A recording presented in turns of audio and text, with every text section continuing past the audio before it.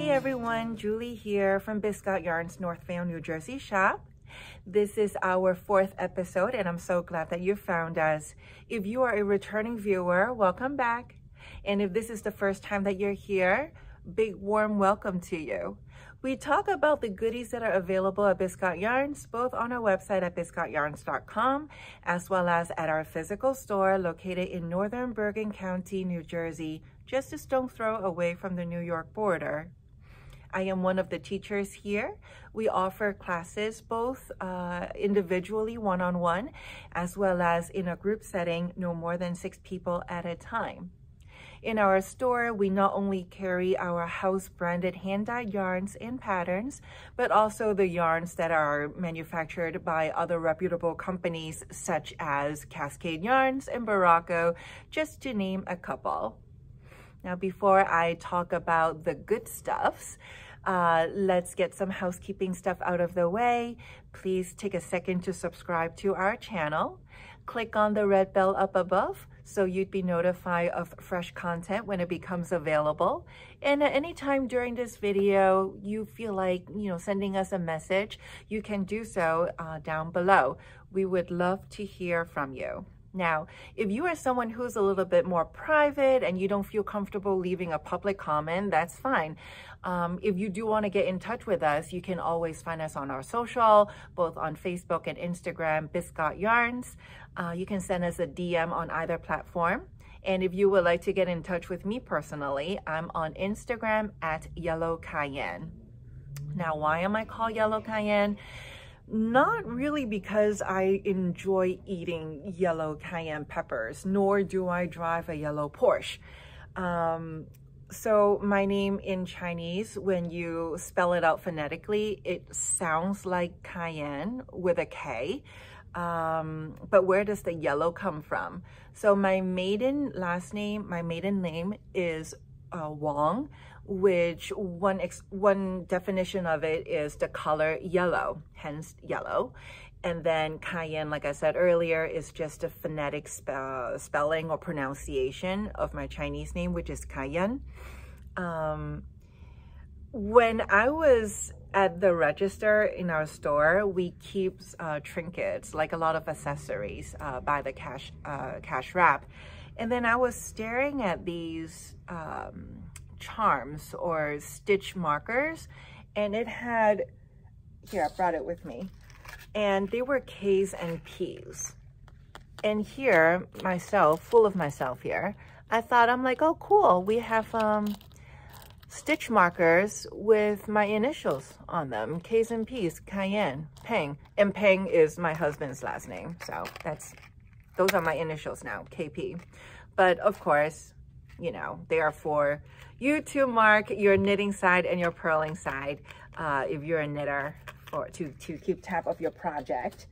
Along the same line, there are other stitch markers, charms, with the letters I and D. So if you happen to have the initials I and D, you can say that those are in your name. Or for everyone else, we can just say that they are for increases and decreases. In addition to those stitch markers, we also have some that are really, really cute. They are made by, hold on one second. They are made by Firefly Notes. And we have 3 different kinds of accessories. This one is that of a bird, and then we have one of a hare, and then we have one of a squirrel. Now, these look like little pill boxes, right? But they are really for, they could be for anything, but in here, it comes with goodies. It comes with stitch markers. They're just round stitch markers. And then in each, depending on the animal that you're getting on the cover, you'll also get a really cute charm. So this one is from the squirrel. So this little bead here, I guess, kind of looks like an acorn or a nut, kind of like what this guy is eating. And then just so you know what else is in here, for the one that's inside the hair, you can probably guess it's that of a carrot. Oop, hold still, carrot. Sorry, a little awkward here. Here. Dangling carrot. And then lastly, we have, let me put these down. And the bird one, here it is again. The charm, if I can get this open, I will. Ta-da. Here. It's this stone here. It's like a bird's eye, I guess. Oh, and there goes the charms. Here you go. You can see this a little better. All right, I'll pick those up later. So those ones, those are smaller ones. Just to give you a reference, this is how big it is. So it's really toteable. And then they have something a little bit bigger and it has more goodies inside. We have this guy here, and then we have this girl here. And inside each one of those is a set. Oh, it slides. It's nicely sealed, so I'm not going to open it up to show you the content. I mean, you can imagine what's in there. So we have stitch markers, we have T-pin, we have a tapestry needle, and the clippy ones, the clippy stitch marker thing, for you to keep tab on what you're working on. And then lastly, from Firefly Notes, we have this round one. This is the biggest one. And you can guess it comes with a lot more goodies inside. It's like this whole set of notions. So these would actually make really good gifts for beginner knitters, like especially this set here, because it has all the notions in here that they would need to get started. So here's that tapestry needle, and then they have a couple of these with these inside, the clippy things. And then the other variety of marker in another one, the ring ones. They have the needle protector thing, a couple of those, a cable needle, a stitch holder. Here you go. Ooh. And then they have scissors. Again, I'm not going to open it up because somebody's going to buy it. But these are very, very cute. I like those. Very retro looking. And then a tape measure in here. So here's the whole set. Right? Don't you agree? That's going to make a great gift set for new knitter. For this sleeveless sweater that I'm wearing right now, it was designed by Katrina Walser. And the name of this pattern is called Queen of Spade. And I will show you why. Here is this really, really nice design by the, what do you call this? The hip of the sweater on the side, on either side. You repeat that. And then the interests continue as you knit up the side. You will see this design going up to the underarm. The construction of this sweater is from the bottom up. As predicted, it is knitted from the in the round until you get to the underarm, and that's where you knit it flat, separate it for front and back, and then you reconnect it when you get to the shoulder. The yarn that was used to knit this is from the Louise Robert collection, the Super Sock, made up of 75% superwash merino and 25% nylon. And the colorway of this really, really beautiful and royal looking purple is called Anne Boleyn. And I was just thinking, when, not if, I'm gonna knit myself one of these. I think I'm going to watch The Tudor for like the 3rd time on Netflix while I knit this up. I don't know why I'm like a little bit obsessed with that show. Probably because that's the way I get my dose of history. I don't know. I don't even know how much of it is true. But anyway, I digress. The fitting of this vest, I wanted to mention, is supposed to be worn, or at least Katrina had intended for it to be worn with 0 to 4 inches of negative ease. it's not too hugging on me. I think this is maybe like a 0. No, it can't be.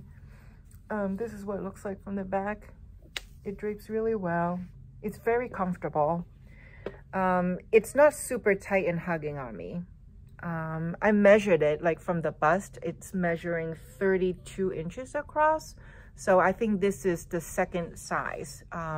Again, to give you a reference for those who haven't watched the previous episodes, I'm 5'7" and I'm usually a size medium. So just to give you a reference as to what you might be, the size that you might be knitting, and how it might fit on you. Next to me is a shawl designed by Louise Roberts called the Pandore Shawl. It is named as such because the tail of the shawl reminds Louise that of a peacock's tail. It looks really, really beautiful. This shawl is actually a revamp. She originally designed it in 2012. But because the yarn that she used, 10, 11 years ago is no longer available, she updated the yarn with something from her collection, the Agua Marina. To knit this shawl, you will need 1 skein of this. This is the colorway Loch, L-O-C-H, and then 2 skein of this colorway, Bonheur d'Occasion. And if you were to purchase this as a kit, not only do you get the pattern for free, which I know you know by now, but it will also include the beads that are necessary to construct this. I mean, I suppose it's not necessary per se. You can knit it without the beading, but it really, really adds a lot of characteristics and beauty into the piece. I'll show you. By the way, the fiber content of the yarn is made of 70% silk and 30% sea cell. And sea cell is a blended fiber of seaweed and eucalyptus fibers, both of which, meaning the sea cell and the silk, are great for those with skin sensitivity. It's hypoallergenic. It's very lightweight. Actually, it's not lightweight, it's weighs like normal way, but it drapes really nicely. It's really nice. I think it's a really good fabric for warm weather. Here is the beading that is worked into the knitting. You don't sew the beads after you knit up the thing. You add the bead work as you knit. You first start casting on 7 stitches, and then you just continue to expand the width of the shawl. And then you get to the lace part. There is a chart for those who prefer to knit with a chart. And that's pretty much it. It's pretty straightforward, and it's really, really pretty. Oh, let me put it on so you can see how it drapes and how it wears on my 5'7" frame. Here is the back. This is where the tail ends. And then this is the front. And how it can cover my arm really nicely here. I'm kind of going with a theme here.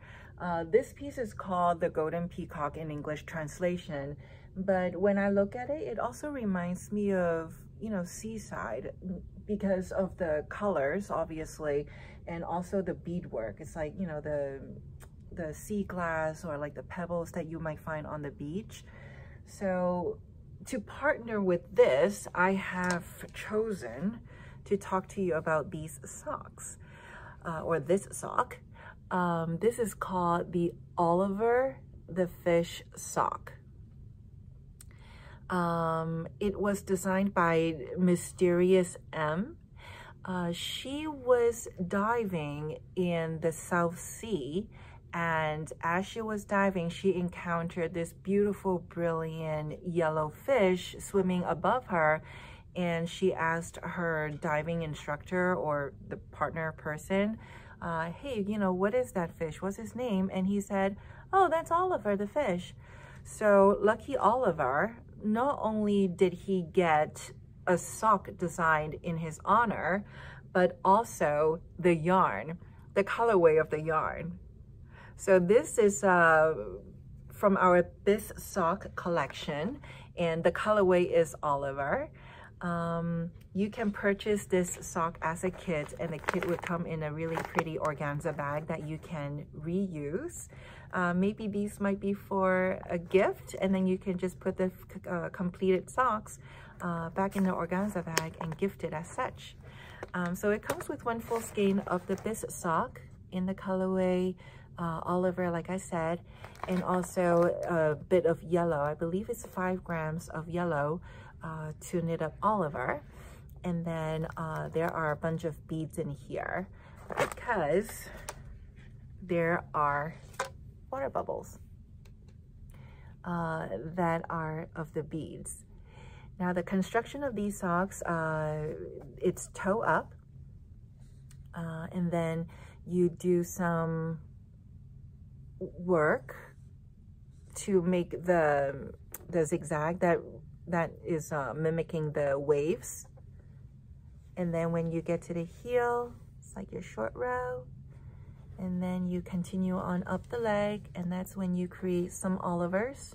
There are a few Olivers in here. And then knit in the beads.